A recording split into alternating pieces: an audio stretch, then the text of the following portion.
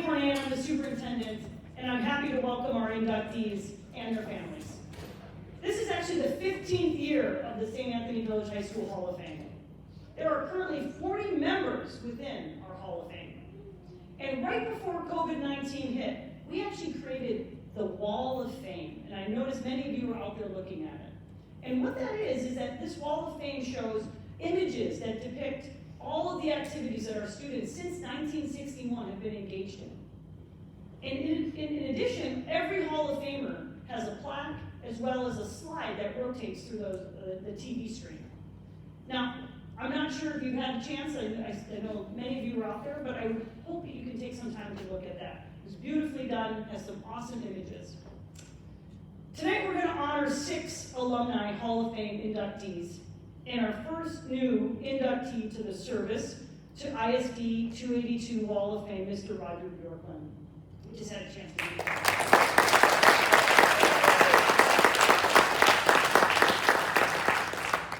In addition, we did have a special congratulations that was sent by Principal Tom Keith to 3 of our inductees from his tenure as a principal, Emily, Brent, and Andy. Thank you, Mr. Keith. He's actually fishing in Canada, so he can't hear me, but he loves to fish, he loves his grandson, and he also loves our 3 inductees. I would like to now turn this event over to Mary Brutzel, our leader of the Alumni Association Hall of Fame process. Thank you, Mary. Where did Mary go? All right. Thank you. Hi, everybody. Well, welcome. I just want to let you know we hope to conclude in time to get down to the game. So if you're worried about that, we hope that will work out. So the first part of our program today is the induction of the Alumni Hall of Fame, members of the classes of 2020 and 2021, because we did not have an event last year. And first I'd like to start by explaining the selection process for the Hall of Fame. The nominating committee is made up of alumni members from each of the decades of the school's history. During the summer months, we get together and we consider all of the nominations that have happened this year. A person is first eligible for nomination 10 years after they graduate. So right now we're able to take people from 6 decades of the school's history. Anyone can nominate, so many of you are alumni or family. Please do think about people that you might want to nominate who's worthy for the program. The selection committee puts a great deal of consideration into choosing the candidates. We follow a set of bylaws that clearly define the criteria, and each inductee must excel in at least 2 categories. Basically, the criteria include professional and personal accomplishments and service to the community, including service to the St. Anthony New Brighton School District after graduation. The interesting thing you'll see here, and I'm sure you saw on the wall, is the incredible wide range of experiences and accomplishments that Village High graduates have had. When the committee makes its selections, they forward them then to the current members of the Hall of Fame, who are located around the world, for an acceptance vote. Once that's done, we find ourselves where we are here today as we welcome the new members of the Alumni Hall of Fame. Before we introduce the new people, I'd like to welcome a few of the 40 current members of the Hall of Fame who are able to join us today. Tim Zenga from the class of 1975. Myself from the class of 1981. Andrea Novak Newman from the class of 1977. And Dr. Leslie Good-Norton from the class of 1982. So it's our great pleasure now to introduce today's inductees to the Hall of Fame. Each one of them has a person who will introduce them, and then they will say a few words. So to start us out, here is Bonnie Brewer.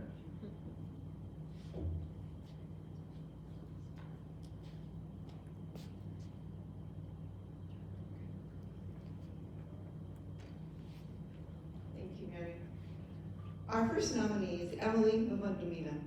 Emily is a 2010 graduate of St. Anthony Village High School, making her the youngest person ever to be inducted into the Hall of Fame, as she was chosen in her very first eligible year.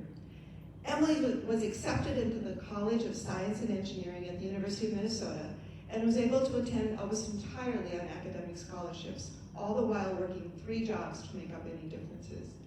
While in the program, she found that her interests favored the pharmacokinetics, it's easy for her to say, of the drugs coating the devices rather than the delivery methods themselves. Accordingly, she changed her major to align with her interests in pharmacy and immersed herself in pharmacy-related opportunities. To understand Emily's passion for healthcare, specifically pharmacy, one must understand her background. Emily's family is from the Democratic Republic of Congo. She grew up in a family of immigrants and refugees. At a young age, Emily became aware of the access to opportunities that many people in her family and around the world do not have. Her motto is, at any point in your life, you are no more than 5 life decisions away from being anyone else, so look down on no one. With this mindset, Emily has always looked for ways to help marginalized and underrepresented groups. One way she did this was as Miss Black Minnesota, USA in 2016. Her strong understanding of the relationship between health and social challenges became the foundation for her platform, and she created the Sweetheart Campaign. This is an initiative to provide education on diabetes and cardiovascular disease to underrepresented groups in the community. A highlight during her year of service was being given the title of Goodwill Ambassador to the Republic of Sierra Leone, and that was done in Washington, D.C. Excuse me. And Emily is a certified English as a second language instructor and enjoys spending volunteer time helping others improve their English proficiency. Emily has continued this volunteer work while completing her doctorate of pharmacy studies at The Ohio State University. She's currently in her final year of pharmacy school, where she also works in the pediatric emergency department.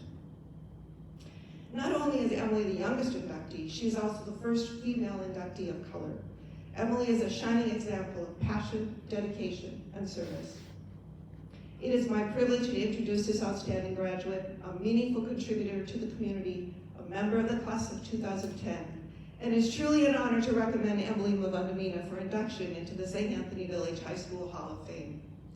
Unfortunately, Emily is not able to be with us this evening as she's working in the hospital, and because of COVID, is working very long hours. But she was able to record a video for her acceptance into the Hall of Fame. And we'll play that now. I'm incredibly grateful to be receiving this honor from St. Anthony Village High School today. I'm not sure that I deserve it, but I do appreciate it nonetheless. I'm sorry that I can't be there with you guys in person, but I suppose the plus side of the current situation is that we've improved technology, so at least I can speak with you this way. I first started at St. Anthony in the middle of 8th grade. It was right after Thanksgiving, and I was incredibly nervous to be at a new school, but I was also blown away by the welcome that I received. So from that day forward, I made an effort to provide newcomers in any situation with a warm welcome. Aside from my faith and family, my time as a student at St. Anthony helped form the base of the person that I am today. Through organizations such as Key Club, National Honor Society, and even basketball that I was terrible at, even though I'm 5'10". Through those different organizations, I began my journey into volunteer work. It wasn't until undergrad when the volunteering stopped that I realized just how much I missed helping people. So I got back into volunteering and eventually went the pre-pharmacy route, both of which were in line with my desire to help those in need. So keeping helping others my main focus has been the motivation that's helped me get through way too many all-nighters, so many years of college, 20+ hour pageant days, and even late nights creating lesson plans for my ESL students, even though I knew I could be doing something else. Now, St. Anthony's been a great high school for me for 3 reasons. First is the teachers and staff that are so passionate about what they do. My best friend Trin, who I've met in 8th grade on my first day there, is now a teacher, and she told me about some of the struggles that teachers face. And the more I know, the more I feel like a teacher should be up here instead of me. Their endless dedication to their students is the reason that we're able to go on and accomplish things after high school. So thank you so much to you for all that you do. The second reason I'm grateful for St. Anthony is because of the many opportunities to get involved with student organizations. I already mentioned some of the ones I'm a part of and the volunteering I was able to do through them, but I was also able to put some of those things on my college and scholarship application, so I don't take that for granted. And third, I'm grateful for St. Anthony because of the lifelong friendships I've developed. I already mentioned my best friend, but I've also stayed in contact with many other people. I've been able to call on them for favors and advice, and they've been able to call on me for the same.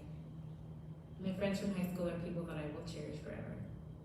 So I'd like to get a little off track and talk about some of the things I've learned since high school. This might be a little more directed towards current students, and please know that these are all things I'm still working on myself.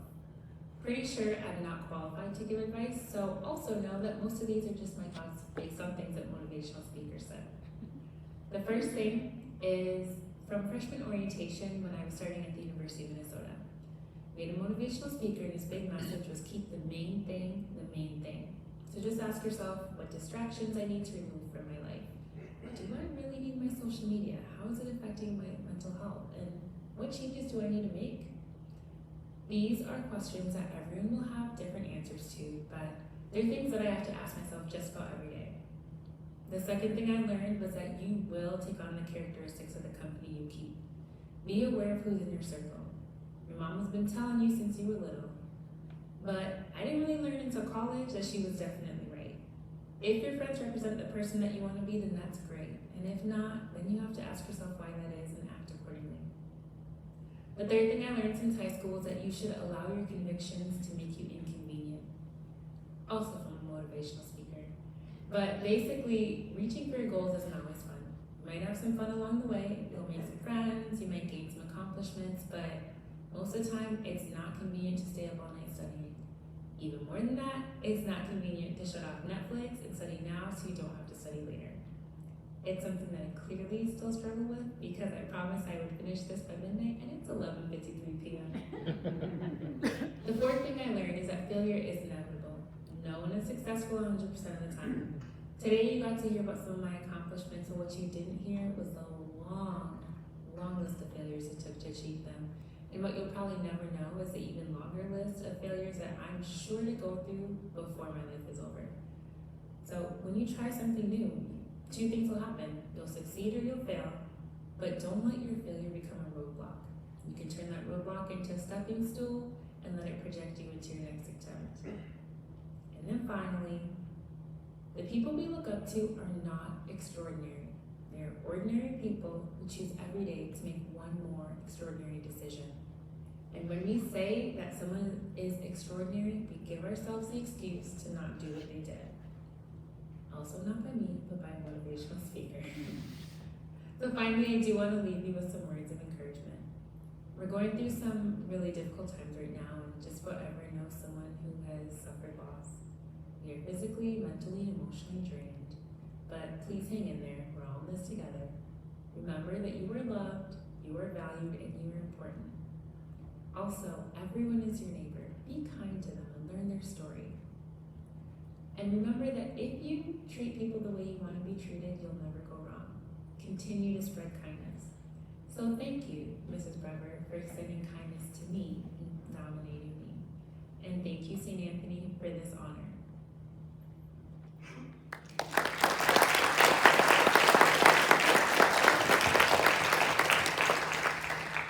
Thank you, Bonnie. Thank you, Emily. In addition to being on the wall, each inductee is receiving a special prize tonight, a special keepsake. This is a silver challenge coin. You can see them after the ceremony if you'd like. According to legend, challenge coins have been given in recognition of great achievement as long ago as the Roman Empire. This coin is unique to the St. Anthony Village High School Hall of Fame. It has a husky, the husky logo, and it says St. Anthony Village High School Hall of Fame. Each one of the inductees will get one of these tonight. The other thing everyone will also get is this lovely t-shirt.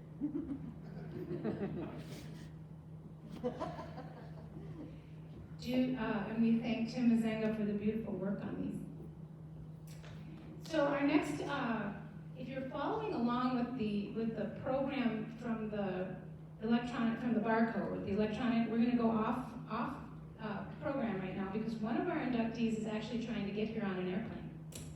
So we're going to give him a little more time. And now I'd like to introduce our next pair. To introduce our next inductee, here is Kim Johnson from the class of 1967.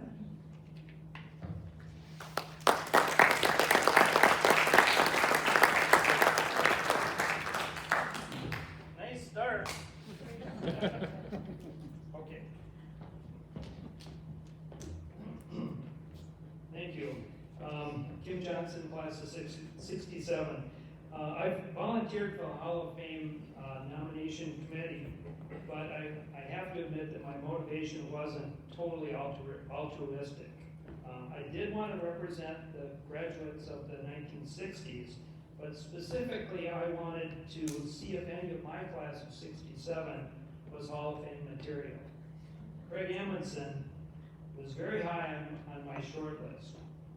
I was sitting at the kitchen table at home reviewing his career, and I actually let out an audible, "Wow." My wife is in the kitchen, Sally, and she said, "What?" And I explained to her how impressed I was with Craig's accomplishment. I knew he was a good candidate for the Hall of Fame, I told her, but I didn't realize he was a great one. I mean that.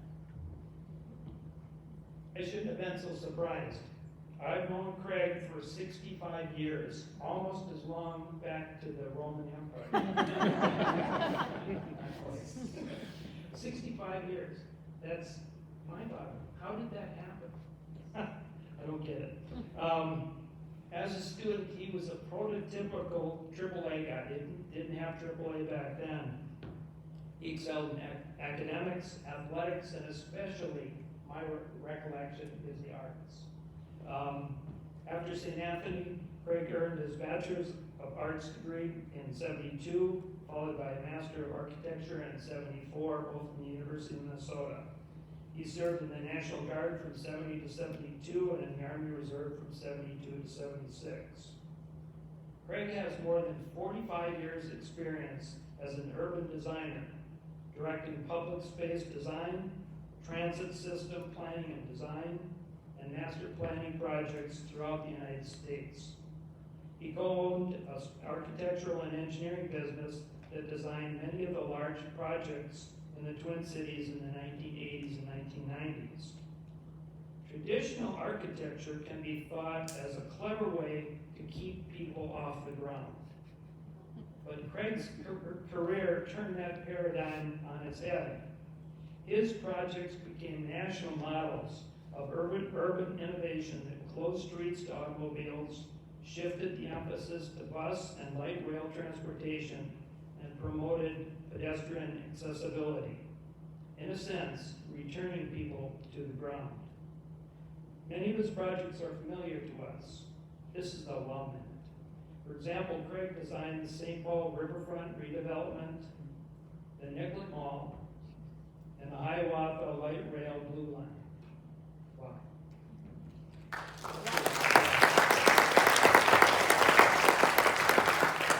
Closer to home, Craig volunteered his time to co-design Jenny's Fountain, located in Trillium Park, which is down Silver Lake Road by the Village Pub.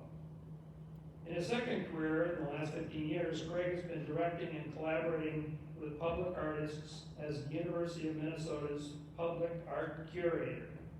During his time in this position, they have added 25 new pieces of public art to the collection, bringing students into everyday contact with transformational sculpture, echoing the accessibility theme that was the hallmark of his agricultural, I did that, Farmer Craig, of his architectural career.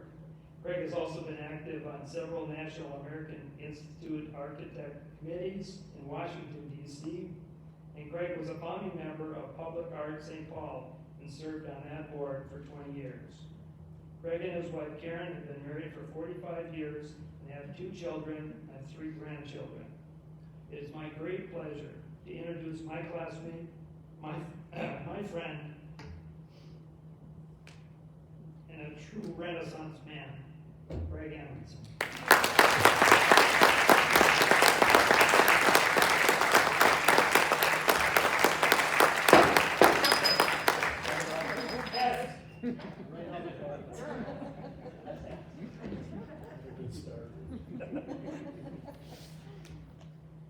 Thank you, Kim, for that introduction. I didn't expect anything quite that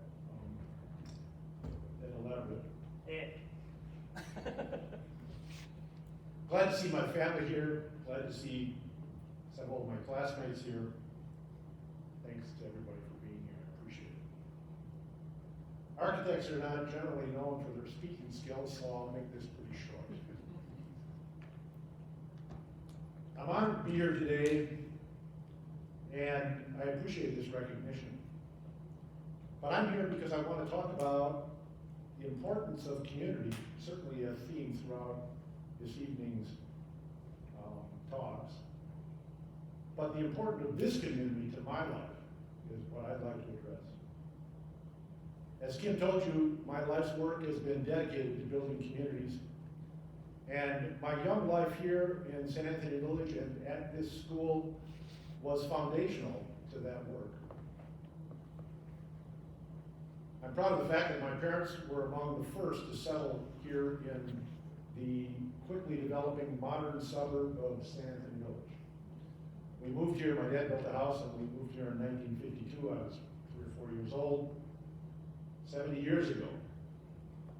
What I remember from that time is hayfields all around our house.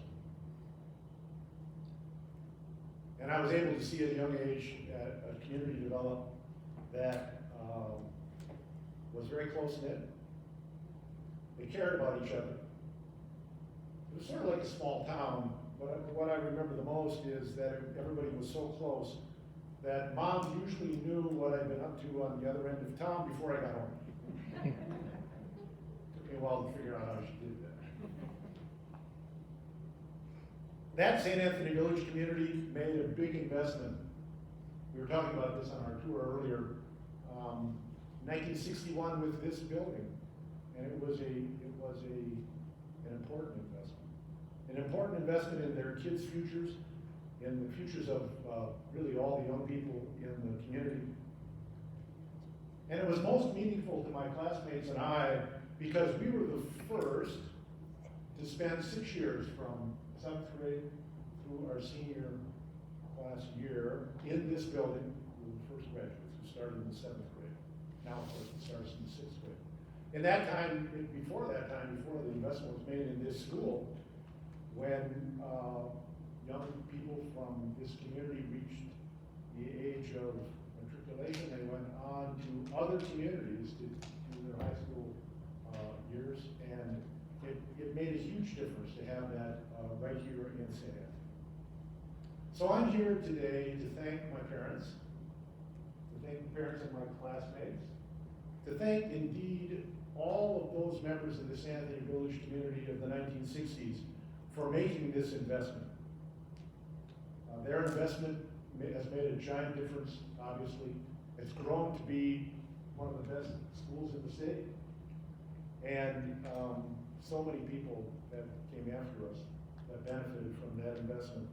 That investment taught me to believe in myself, to explore what I could do with my life to also help build strong communities with and for others. So, thank you.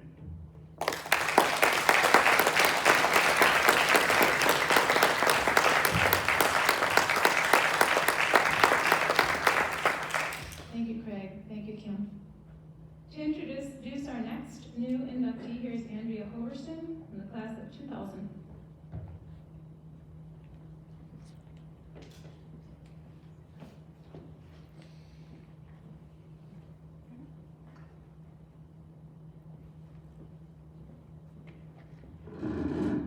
Good evening. It is my honor to introduce our next inductee, Brent Hud. Brent is a 2002 graduate who, since graduation, has served his community in unparalleled ways. Brent lives in Lebanon and is not able to be with us tonight, but his parents, Becky and Jed Hamoud, are with us this evening. After graduating from St. Anthony, Brent earned a bachelor's degree from Baylor University with a major in international studies and minors in history and Middle Eastern studies. Following his graduation from Baylor, Brent spent a year with AmeriCorps as a visitor volunteer here in St. Paul.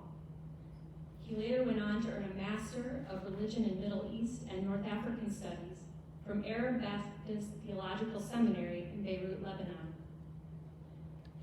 Reading the multiple letters from Brent's nominators was a window into another world.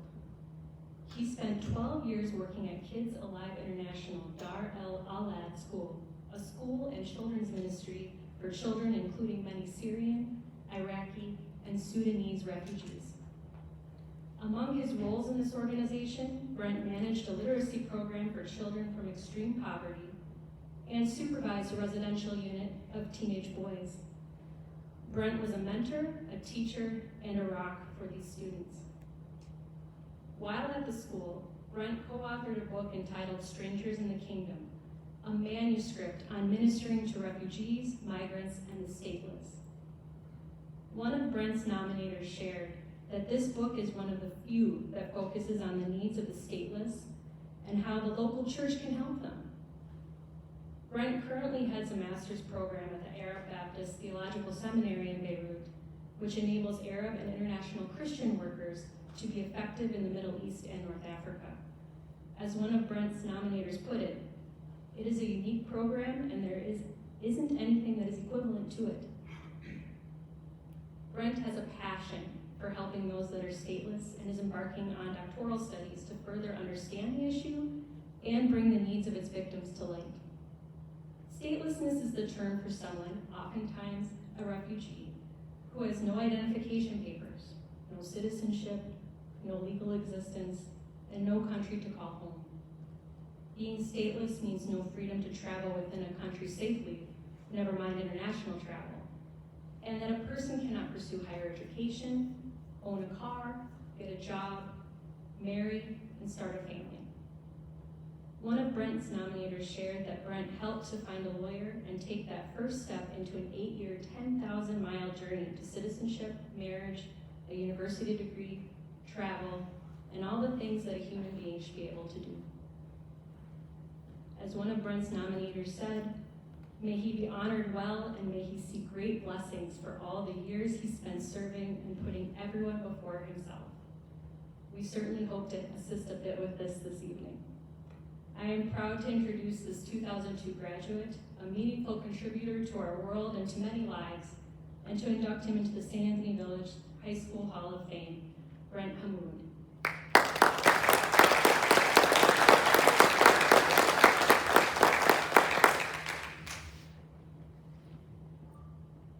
Hello and greetings from Beirut, Lebanon. It is a tremendous honor to be welcomed into the St. Anthony Village High School Hall of Fame. I'm so humbled by this recognition. My family and I wish that we could be with you in person to celebrate together, but I'm grateful for the opportunity to share a few words with you this evening.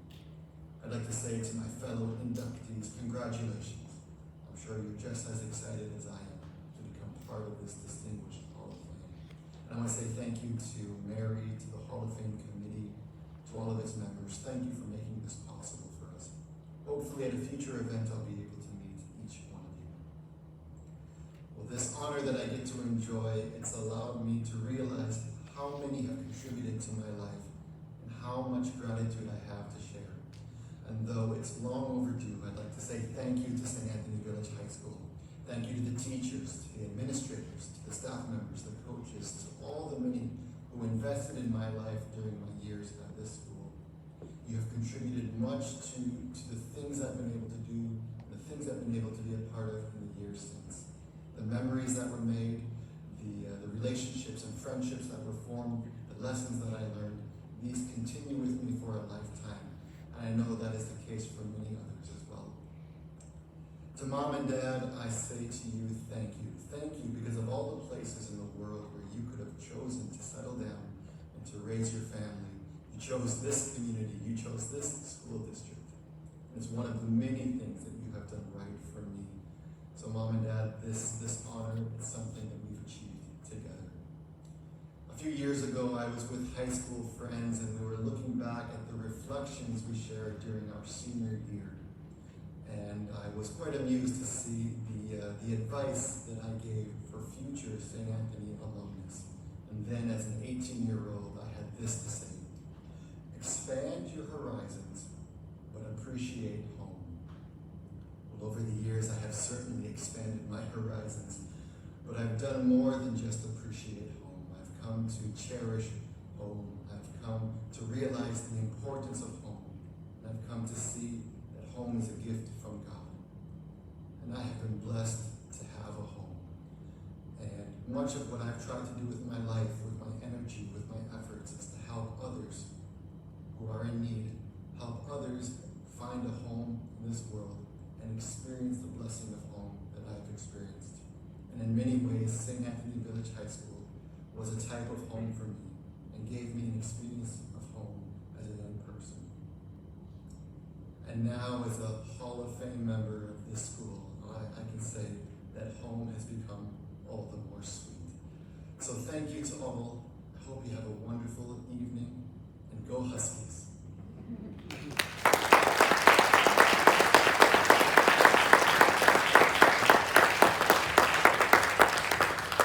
Thank you to Andrea and Brent. Our next introduction comes from Dan Spriggs.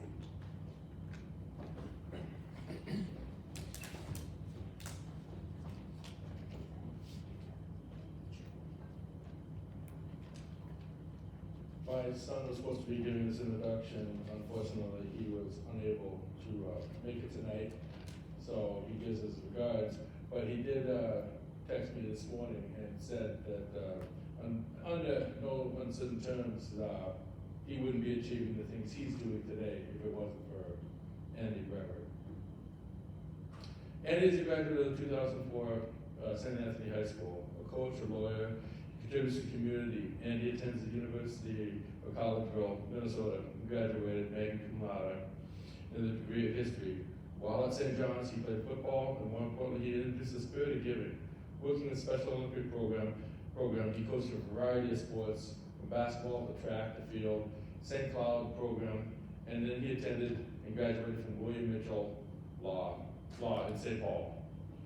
It was during this time that volunteering football at St. Anthony High School is part of the required to give back to the community, which is mandatory. St. Anthony teams, and he introduced the spirit of the football players involved in the Special Olympic program. The high school students, players gleaned a reward for working with the young persons who face a myriad of hurdles in lifetimes. The players were able to see how a piece of them could be great, others are fortunate, were able to. So this program of Special Olympics was actually hosted by St. Anthony for a number of years due to Andy's diligence to the Special Olympics. As a coach of the football program, Andy takes time to present the practice and workouts the games. Not only does he coach, but he mentors the young players, and he takes them in both as a good person and both off the field. As a volunteer coach, he puts hours in with the players. It also means working extra hours to make up for his time with his clients. Andy's clients are important. He takes a special care to know each of them. He does this all with the football players and with his clients, and natural ability to put his clients at ease. He goes above and beyond and is asked him, is what is asked of him. As an attorney, he makes house calls, not too often, but when the client needs a special legal service and he can provide, he does not hesitate to go the extra mile. Andy's one of the nominees has to say this about him. His passion is contagious, it's warm, it's hard to see that the athlete's face light up right when they see him. And they participate at every level of growing because of Andy's efforts. The athletes treat him like a local celebrity. I am very proud to introduce the outstanding graduate and a meaningful contributor member of 2004. And if you ever see Andy and I on the football field, we could be discussing a defensive front or ruling out of the Fifth Circuit. It's something that our players have gotten used to, and it's just a unique bond. Andy Greiner.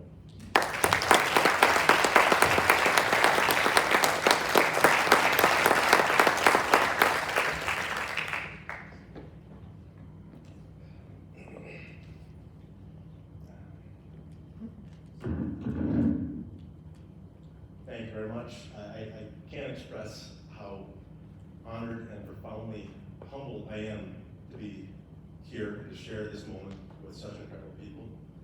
I want to thank Dan Spriggs especially for doing this tonight. I have had Dan as my mentor for probably about 10 years now, and I can't think of a better person who shares his gifts with everyone in a selfless way to try and replicate. I also want to thank my parents who taught me so much. My brothers, Eric and Nate, and my sister Becca. I can't give enough thanks to my wife Brittany, who it can't be here tonight. She's actually a few steps away in Central Park for my son's football game. But she has been and continues to be my rock, my conscience, my confessor, my best friend.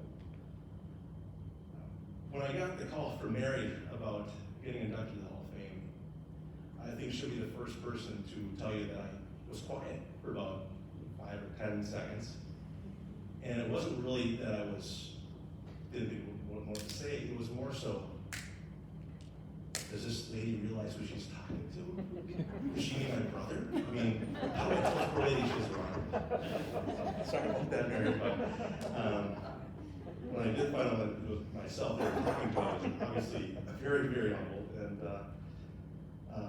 you know, it's pretty typical when you grow up in a house like mine and have siblings that someone forgets your name.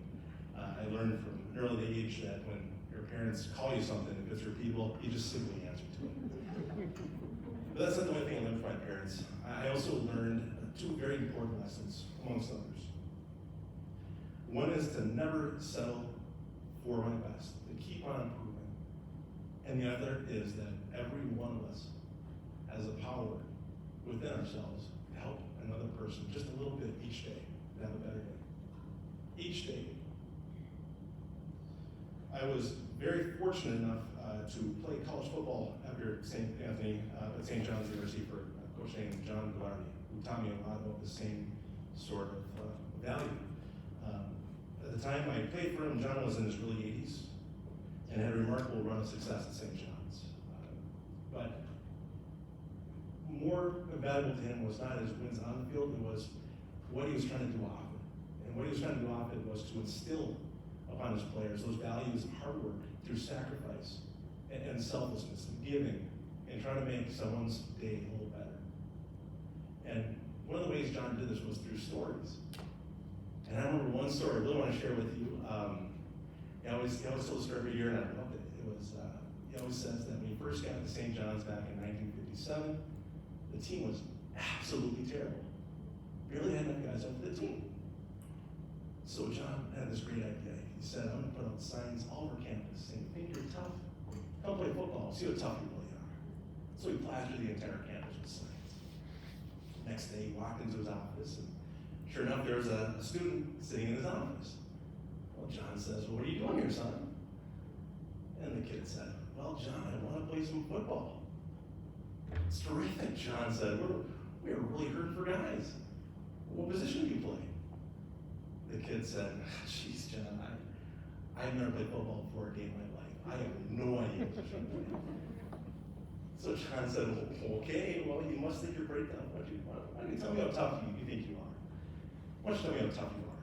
So the kid says, well, you know, John, I'm a farm boy from North Dakota. A few years back, I was plowing the field with the family's tractor when I hit a big rock on the tractor. Tipped over the entire tractor right on top of me, pinned me underneath, right here, pinned me underneath that tractor.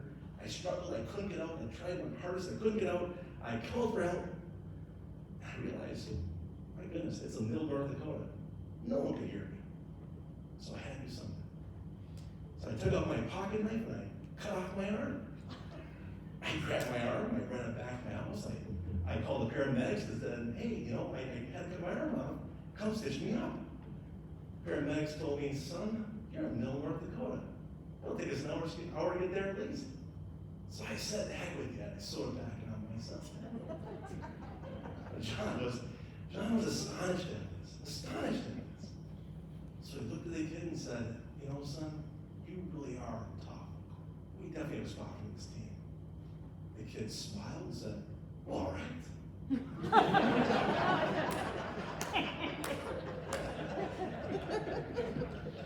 But that was John. He realized that one of the ways he can make the day better for his players, not just through teaching lessons, was through just the value of humor, of giving back, making another person smile. Going through St. Anthony, there's so many teachers who embody this exact value too. I think of Jones Richko. I think of Mr. Blomstrom. Even you, Chris.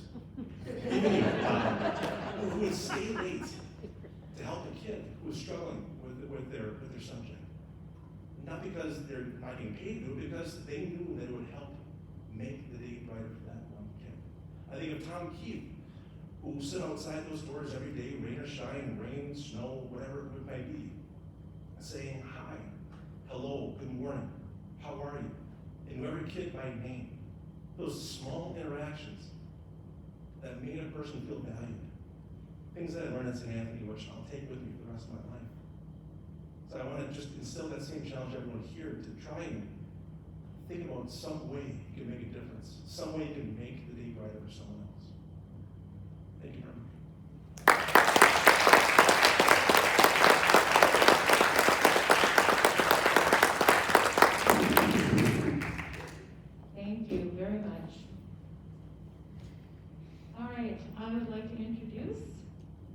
Aaron Todd from the class of 2015 will introduce our next inductee.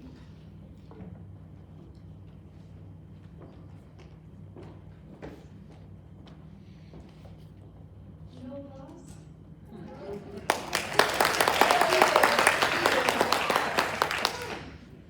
All right, well, I'm here to introduce the next inductee, Patricia Todd, or my mom.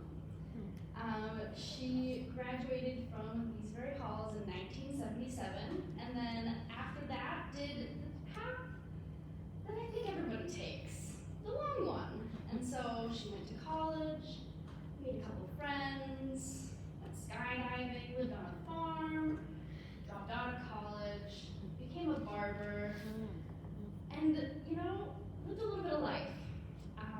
And it wasn't until 1990 that she graduated from the University of Minnesota with her Bachelor's of Science in Biochemistry, and then again in 1993 with her Master's in Public Health, also from the University of Minnesota.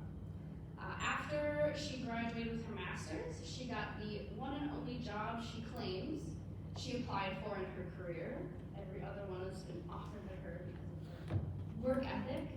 And she worked for the Minnesota Department of Health, and she traveled around to every county and interviewed people and talked to them and made sure that every county's health department had the resources and funding and needs met. And then she worked for the Department of Health for 4 years before, in 1997, just major upset. She had me, and she could no longer contain or have the same commitment to her job and her family, so she decided to kind of take a step back from her career and focus on, you know, making sure that her children and her family were really taken care of, and instead did consulting.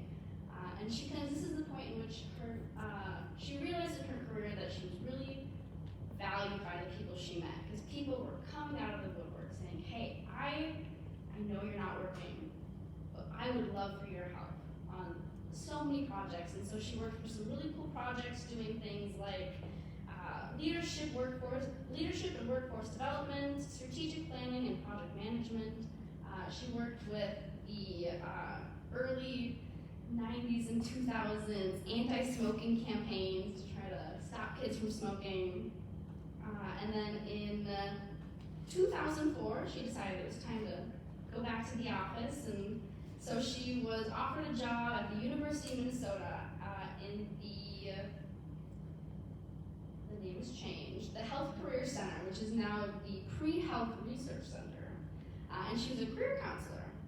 And within a few months of being a career counselor, she was offered a job elsewhere.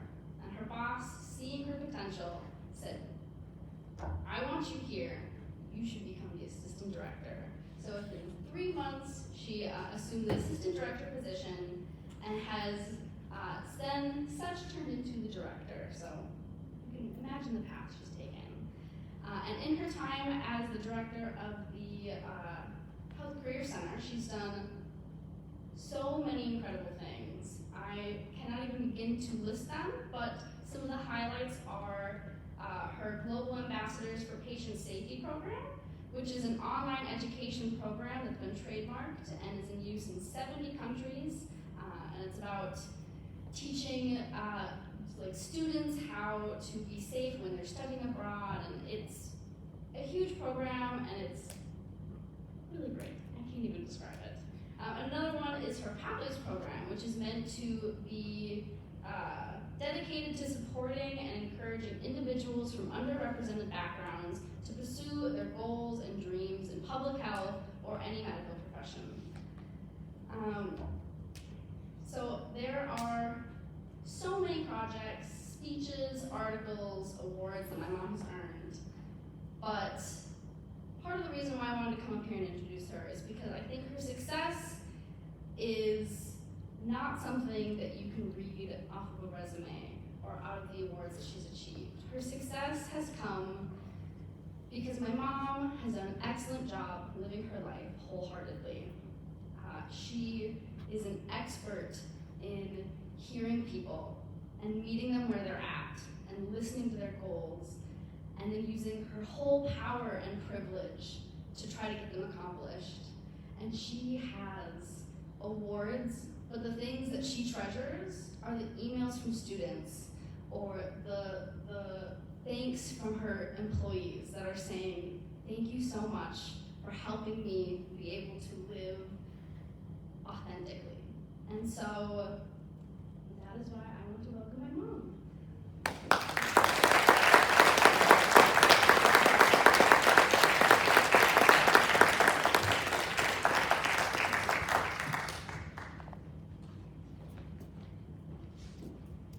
She kept saying she was going to do the introduction, and she had a twinkle in her eye, and I was like, what are you going to do? So first and foremost, I want to thank my parents. Without them, none of this, I guess, would have happened. I want to thank my sister Sharon Scott, who is sitting in the back of the room, which is a surprise to me. She flew in from Denver last night, and it's actually quite an honor to know that my sister thinks so highly of me to nominate me for this. So thank you, Sharon. I want to thank her co-conspirators, Judy Beniak, my former boss, and Chris Follett, a colleague, longtime colleague and friend of mine. I also want to express how humbling this honor is. After looking at the many members that are being inducted tonight, and then going back through all of the others, I am seriously suffering imposter syndrome. So special thanks to those who were my motivation to do the work that I've done, starting right here in St. Anthony. Mr. Dennison, my biology teacher. Mr. Palm, my math teacher. Mr. Doonan, my history teacher. All of whom inspired me to want to be a teacher that really encourages people to learn and enjoy learning.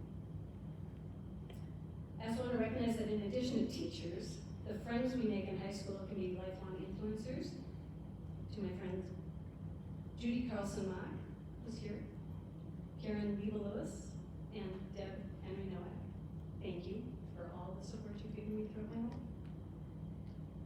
I would be remiss to not include my brothers and their wives among those who have supported me and continue to. A couple of shared memories that my siblings will remember with me. One was tripping over the finish line at a track race, and my brother Kelly and my brother Casey spent the evening picking cinders out of my leg. That was back when we had a cinder track race. Rob, an older brother, in shaping my moral character. As a young child, he saw me helping myself to some change in his dresser drawer. And instead of reporting it to the parent police, he just put a little note in there to remind me that this is not your money. Mike and TR, who are hanging out with Mom and Dad, plenty of stories from them as well as how they've shaped me. Finally, I want to thank my two daughters, Shan and Todd, and the two of whom graduated from here, Erin Todd and Maureen Todd Peterson. They have kept me humble and honest, always reminding me what I don't know and have yet to learn, providing feedback, even when not requested, and letting me know where to find my glasses when they're on my head or my phone when it's in my hand. They are my inspiration and my hope for the future. They often remind me that I have 3 children, and due to my work at the university, I have thousands of kids. And I have to admit, while my daughters are my most important, knowing I have thousands of kids out there, many of whom have gone on to be health professionals, it does make me proud and humbled at the same time. So for those I've missed in this thank you, I will quote Sir Isaac Newton, "If I have seen further, it is by standing on the shoulders of giants." Thank you.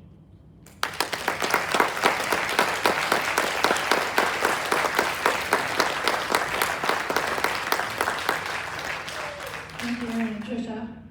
All right, has Mike Scoll come in? All right, we're gonna go ahead and I asked actually for the honor of introducing Mike Scoll, our final alumni inductee. Mike is a 1978 graduate of St. Anthony Village High School, a dedicated volunteer who has supported our community in many, many ways. Having lived in the same St. Anthony home for 58 years, Mike knows and understands the village. He served on the St. Anthony Parks Commission for several years. He has owned and operated his own delivery business and served the local area for over 35 years. And in this capacity, he donates product to our schools and our community events frequently. Mike is a coach for St. Anthony girls tennis. He wasn't always a coach. He started out helping the program. When the coach left, he was approached to take on the role, and he's done it for years. He welcomes everyone, regardless of talent or background. He encourages those with no previous experience to try tennis, and it is noteworthy that the program has grown significantly since he has been involved. Mike is also a coach for St. Anthony Golf. His personal love of golf gives him a platform to teach and mold new players. He goes the extra mile with his time, spending long hours in support of the athletes. Mike takes great pride in his athletes and his students and their accomplishments, and he shows this in multiple ways. He attends other events, such as other sports and plays, to support them. He organizes creative fundraisers, such as delivering papers and hosting parents' nights out to raise enough money to cover their costs. And this allows more students to participate, as they don't have to pay for their own uniforms or their own banquets every year. He literally bought a larger personal vehicle so he could help his teams with their large equipment bags. He also sets a good example to his students. For example, for the last few years, he has arranged for them to volunteer at our village blood drives.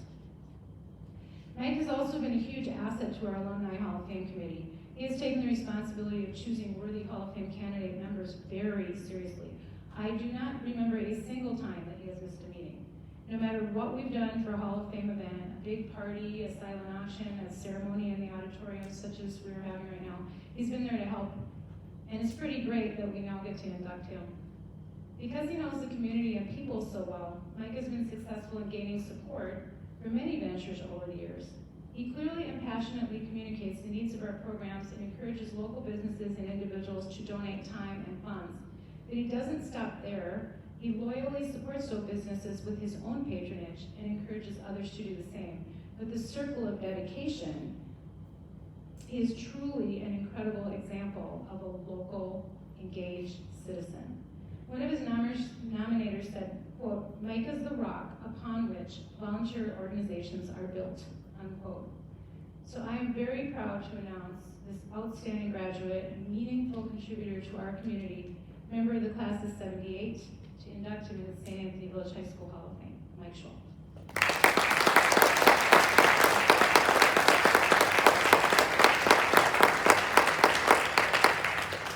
So have been communicating with Mike. His plane was delayed. He was supposed to be here. He's very sorry. I'm going to read a text that he sent me and asked me to read it to you tonight. He said, "I was going to thank you, Mary, for the wonderful intro.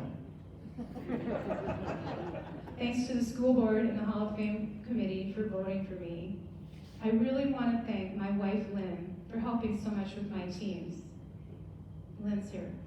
"Keeping me organized, helping me with fundraisers, and most importantly to some, the dozens of chocolate chip cookies she has made. To get where I am today, you need some great coaches and teachers along the way. Mr. Gary Palm was a great inspiration. My tennis coach, the late Bob Sack, was a coach, mentor, and eventually a great friend. And I'll leave you with a little story. Some of the players ask all the time, 'Coach, how do you know everyone?' Kiddingly, I say, 'I don't know everyone, but if you have to know, I'm kind of a big deal.' And Mike says, 'Maybe now I really am one.'"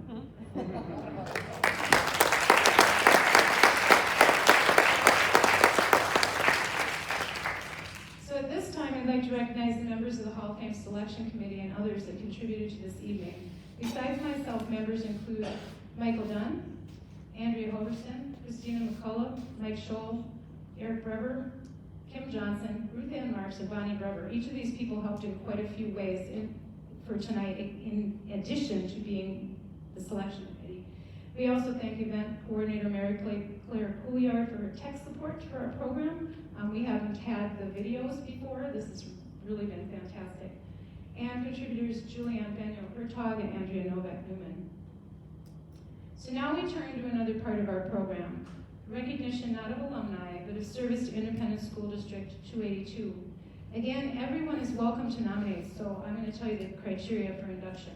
Nominees are selected based on their displays of originality and creativity in making outstanding contributions to St. Anthony New Brighton's public schools, or their impact on raising the level of awareness of St. Anthony New Brighton School District through distinguished achievement and excellence. Nominees who are selected will have exhibited the highest standards of ethical conduct and moral character and may not be currently employed by the school district or have graduated from the school. Tonight, we are honored to add Roger Bjorklund to our Hall of Fame. As most of you know, as a band director from 1961 to 1991, Mr. Bjorklund was a huge influence on several decades worth of St. Anthony students, many of us included. During his more than 30-year career in St. Anthony New Brighton School District, his leadership created award-winning high school band and marching band programs. As you just heard me say, raising the awareness of our district is a primary criterion for induction, and Mr. Bjorklund, Roger, literally raised it to an international level as we competed and won in band competitions. He asked big things of us, and the music we played was often extremely advanced, not high school band music, and he gave us much in return. I'd like to call on a few folks to share their thoughts. First, we have another video. This one sent from Mallory Beth Thompson from the class of 1975. Mallory holds multiple titles, including Director of Bands at Northwestern University, and is a Hall of Fame member herself. She sent along this video message.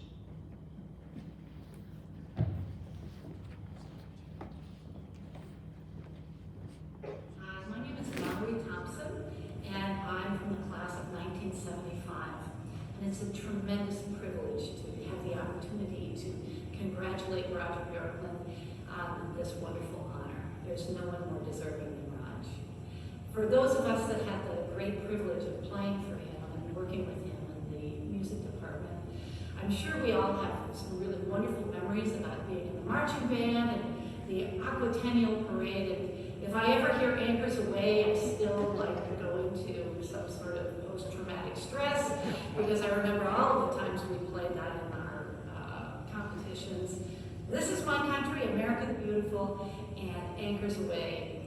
And it was just such a wonderful experience that he provided for all of us. The concert band, we would all remember the Pops concerts and how thrilling it was to have that lighted sign come down. It was such a wonderful and rich tradition, as well as the great music that he taught us to play for the district festival and the state festival. Roger was a tremendous inspiration as a musician, a tremendous model as a teacher, as a person, and as someone who wanted to continue to learn and grow and perform music at the highest level. I have to say that I personally owe so much to Roger for being such an important inspiration to me at a critical time in my life. And I'm grateful that he and Laverne and their whole family has remained such close friends. My love to all of you. And one last memory, for any of you that were in the band in 1974, I think my proudest memory of being the band president that year, which was my senior year, Roger turned 40 that year in November, and we did something completely illegal, and we all crowded into a semi-truck and were delivered to his house. They were expecting a refrigerator delivery at the time. Instead, Roger came out to inspect the delivery, and it was all of us, and we played Happy Birthday to him, and we were on the CBS News that night. So, yeah, you'll always remember your 40th birthday, Roger, and now we all know how old you are today, too. So little secret. But anyway, greetings to everyone. Congratulations, Roger and Laverne. All my love for meeting you.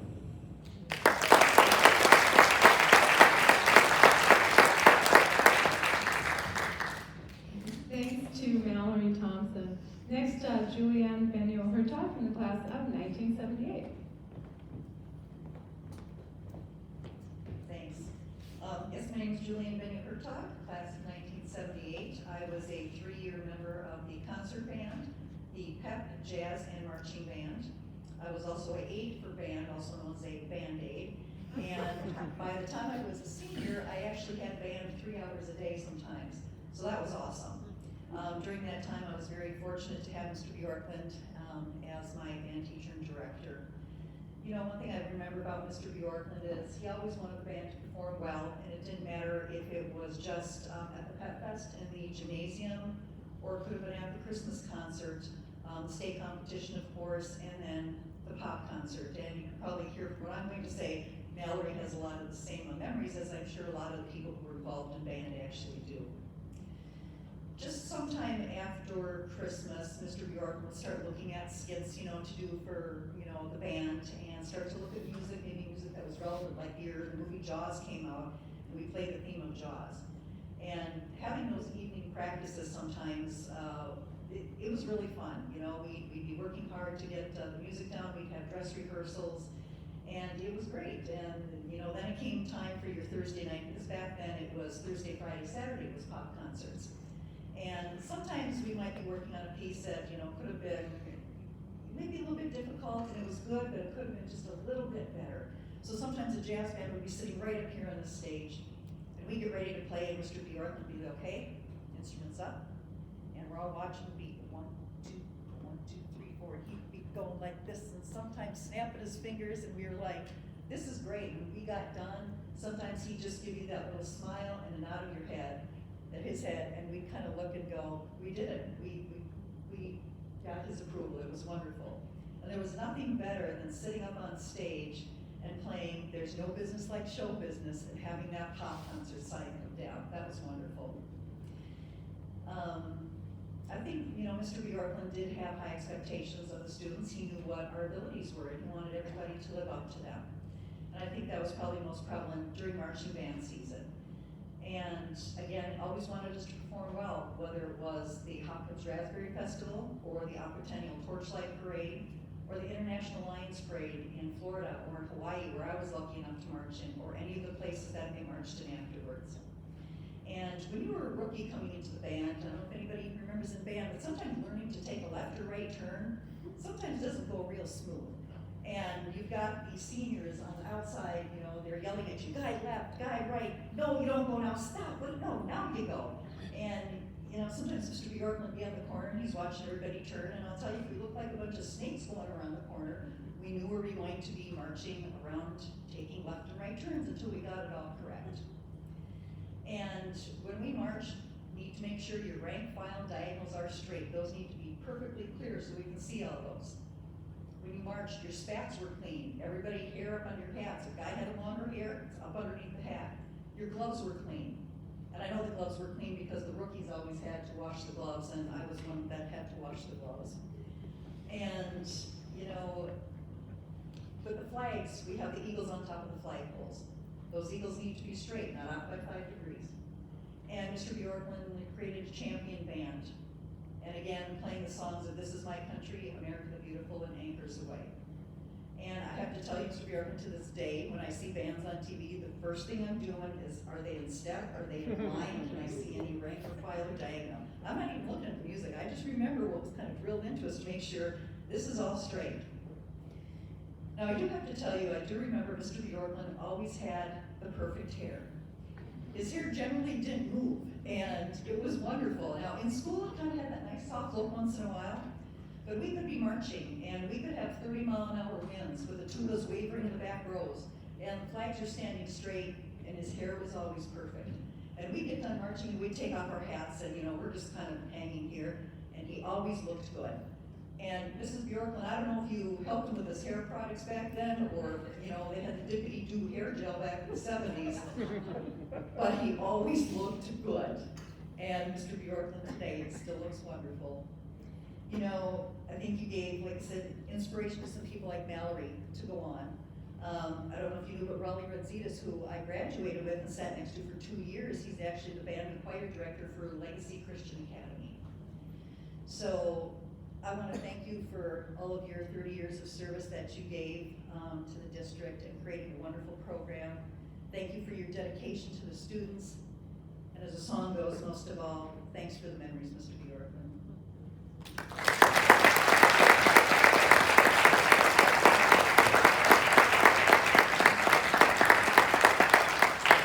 Thanks, Joy. I'd like to now introduce Mr. Chris Robinson. Scoll, current director of the Patriots Marching Band and band director here at the high school.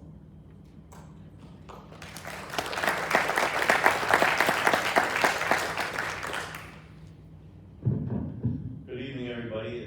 It's an honor to be here. It's an honor to help introduce Roger. Mrs. Todd talked about standing on the shoulders of giants. Roger's that giant. In this field, and in this school, and in a lot of ways in this community, there is no one bigger. And that's just a testimony to who he was, who he is, what he gave to this community, to the families, to the kids, to the program. We're still trying to stand on those shoulders all these years later. I got hired when Roger retired.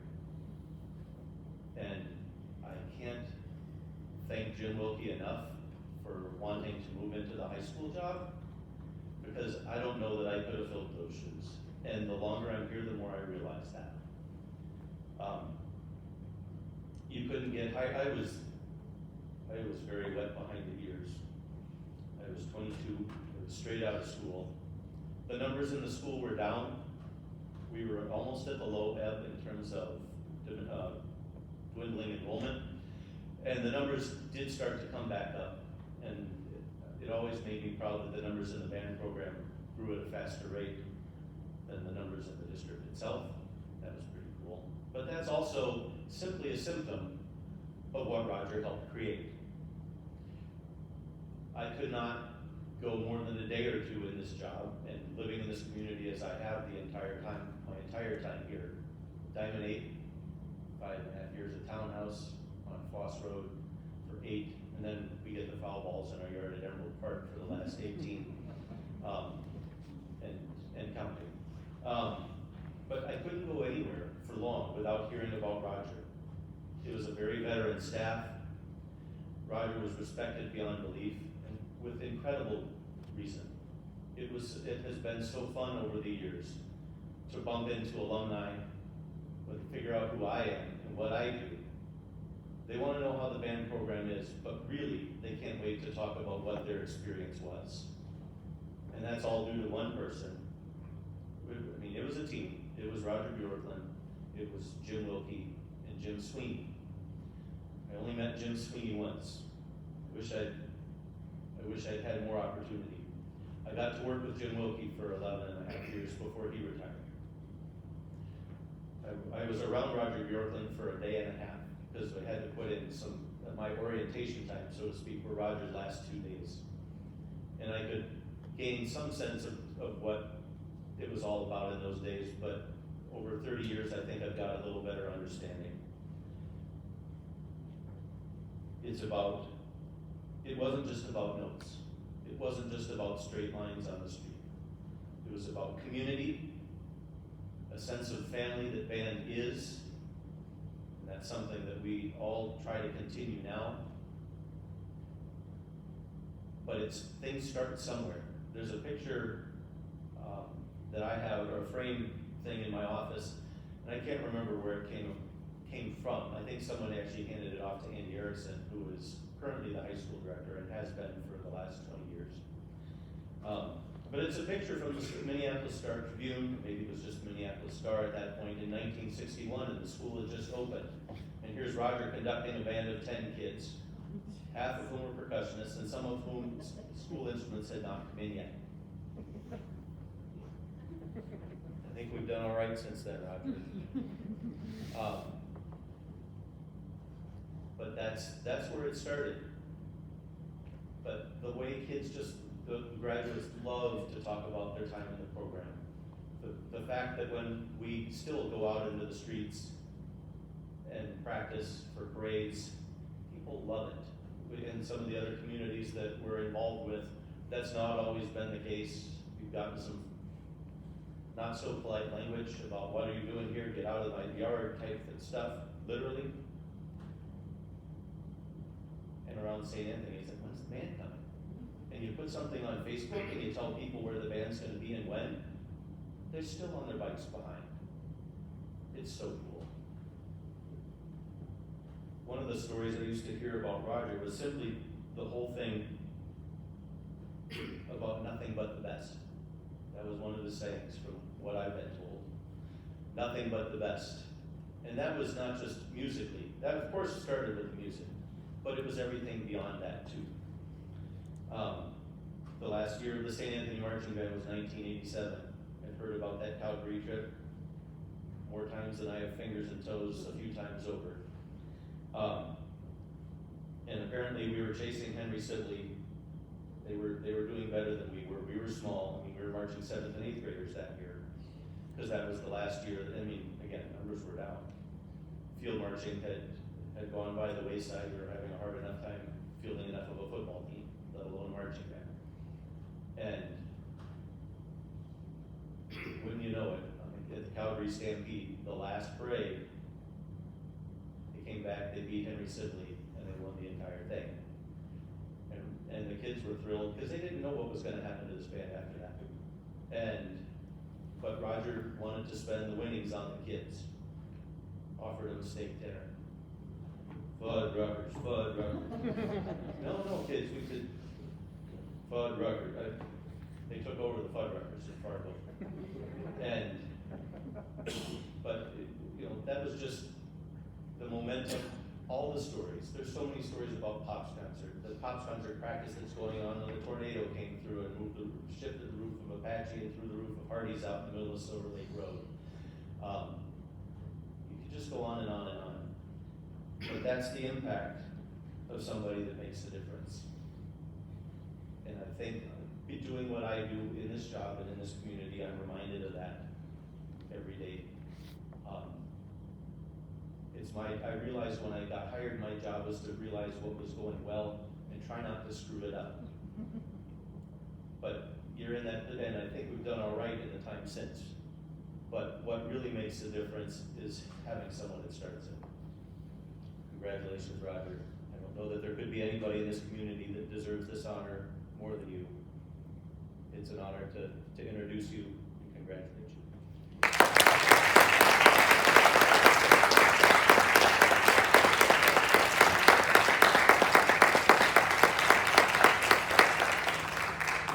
We have one more video from another member of the class of 1975, from Janet Hoytesullivan. She is currently the director of bands for St. Mary's University and also a Hall of Fame member herself. She also could not be with us, but she sent along this video message.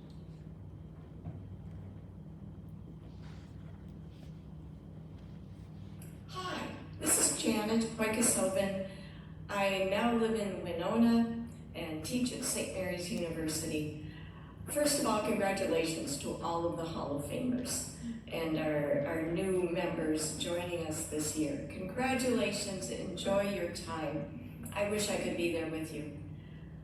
Now, I also would love to say a few words of thanks and recognition of Roger Bjorklund.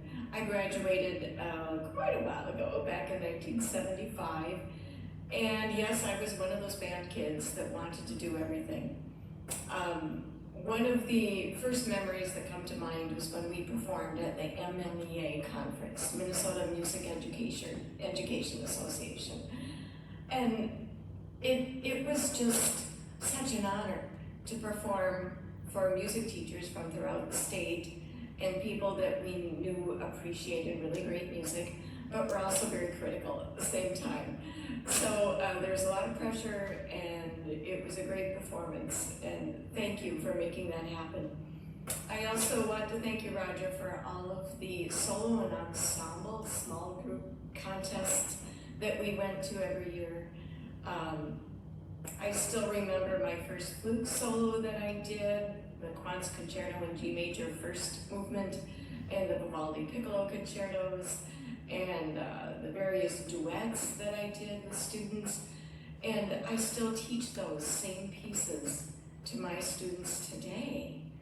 And that realization just hit me. It's truly amazing that those experiences from my high school days have really carried me throughout my whole career. I'm getting close to retirement myself. I'm not there yet, but getting close. I can kind of see it from here. And I'm not quite sure what's going to happen. I know music is going to continue to be a huge part of my life. And you had a lot to do with that in my 9th through 12th grade years at St. Anthony Village. So thank you again for all your work, all of the inspiration, not just me, but the thousands of other band members over the years. And best wishes for the future. Thank you. Sorry I couldn't be here today. Bye-bye.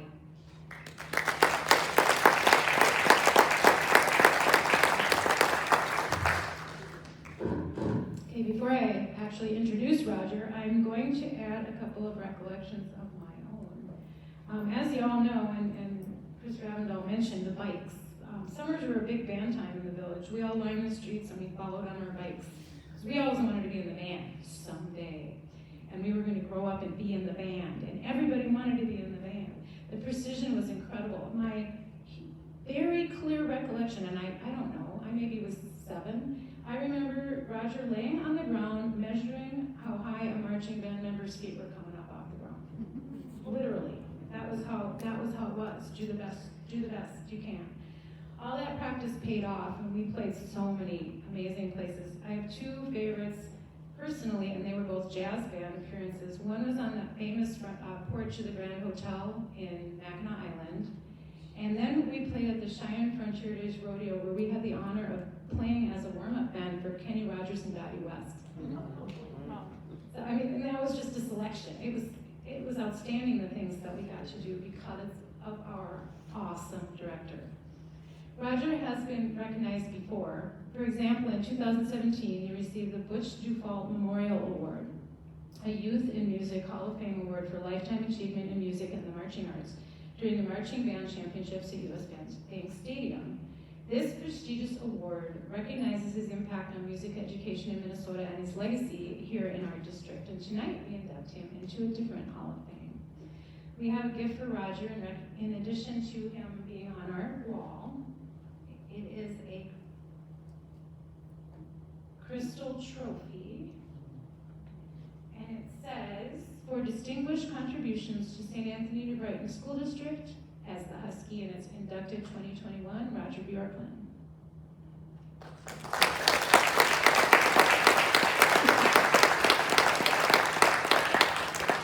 And of course, we'll also give him one of the challenge coins. And now it's my greatest honor to introduce Mr. Roger Bjorklund.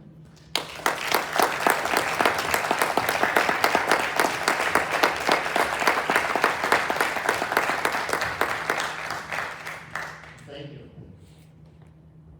When I was sitting here listening to this, I think you had to say to me, I kept thinking, who the heck are they talking about? and I just, first of all, I really appreciate the opportunity of being here. Thank you to all of you inductees.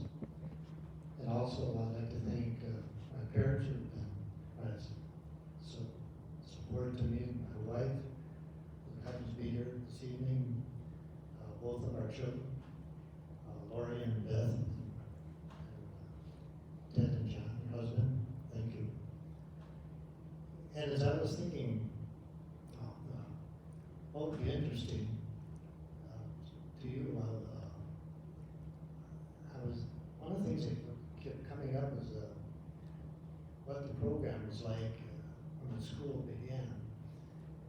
And as I recall, it was a very cold fall, rainy. The construction of the school was behind. They started school late, but they were determined to get the school started. And about 6 months prior to that, they hired a principal from Northfield, Minnesota, Bill Carlson, and it was his job to get the staff, the first staff together at St. Anthony. So he gave me a call one day and he said, first of all, I was teaching in Clark City at that time. He said, I'd like to come out and visit you. And really something. And so he started talking about what the expectations would be for St. Anthony. he said, well, in the music program, you can expect probably 40, 50 band students would be coming from Marshall and U High, Minneapolis at the time. And you'd also be the choral director at the time. So that was fine. Well, when we, it's time for the, actually get together, took a tour of the school, came down to where the band room was, it was underwater. And I thought, well, this must be the swimming pool. So it took quite a bit of time to get things organized. As was said, there were only 10 students. 5 of them did not have instruments. A couple of cornet players and baritone. That was about it. So I made a decision that we really needed to go to the elementary and the junior high at that time to start as many instrumental students as we could. And so we started, I think, a little over 100 students at the elementary and at junior high. And it was difficult at times because Bill Carlson also said, you know, you really need to take the general music class as well, 7th and 8th grade. Well, it wasn't a whole lot of literature available for general music at that time, the method and so forth. And they, excuse me, I'm gonna grab some water.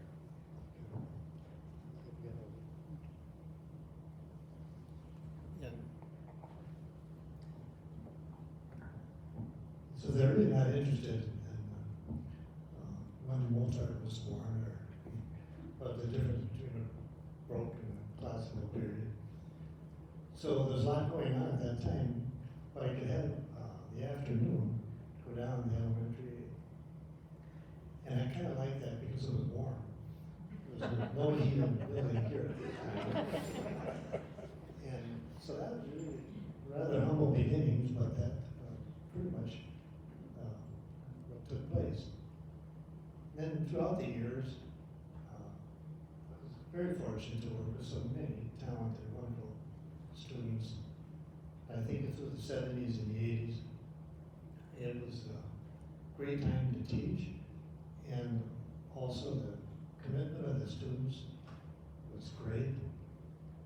And we, as was mentioned, we had the Pops concerts. I tried to keep the band, actually the center of the program would be the concert band, and then summer marching band, jazz band, and so forth. Well, in the pop concerts, they quite involved, but it was always made up just these students from within the band, and they did everything that was necessary for the concerts. And as was mentioned, that we had this electric sign that would come down. I think Jeff Solomon and company put that thing together, and I know it was very impressive from the audience standpoint. But I know there's a lot of things going on behind the sign at the same time. Some things that I'd rather not know. It's always interesting. But the year, actually I'm trying to think what other possibilities might happen, but I think probably the pop concerts were the center at that time. And I know that some of your former band students, you're thinking, well, who is that old guy up here? Yeah, well, I am old. But you don't exactly look like you're 18 anymore either.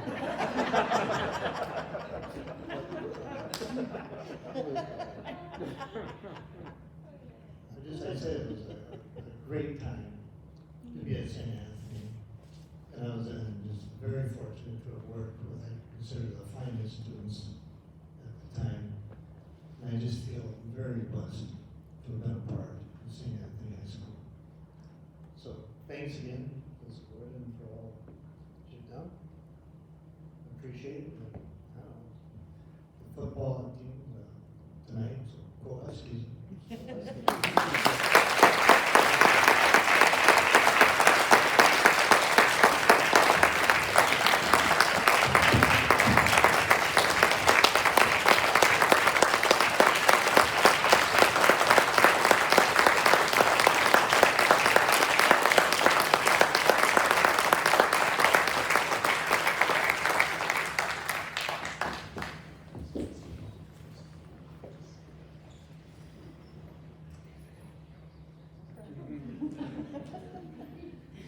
Did get me. All right, let's give all of our inductees another round of applause.